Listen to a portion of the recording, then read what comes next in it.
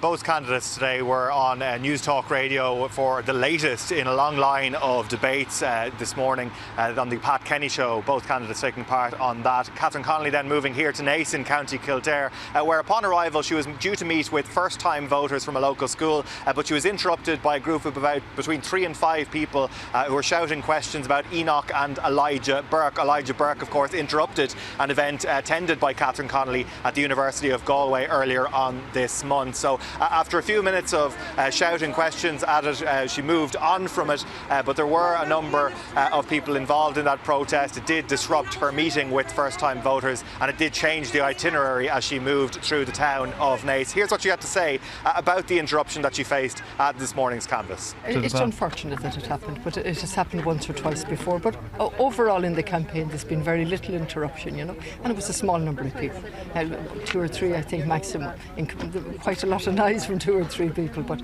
yeah, these things happen.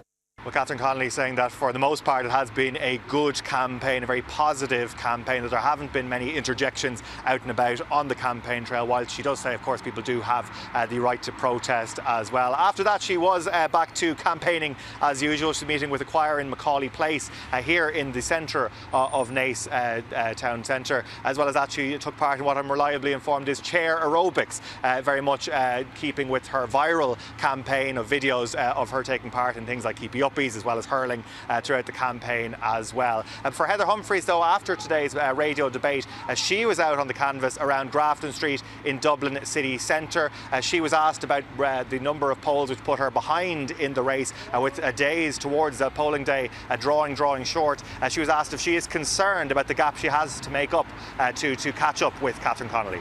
I'm getting a great response on the ground, I really am, and people are coming up to me. They're saying, Heather, go for it, and we'll support you. So there's still over a week left, and I'm going to get my message out there, and I want to speak to the people of this country, and I'm asking them to put their trust in me. As I said, I'm not promising perfection, but I will promise honesty, I promise compassion, I promise commitment, and I promise service. No, I don't look at polls. The only poll is the election day poll.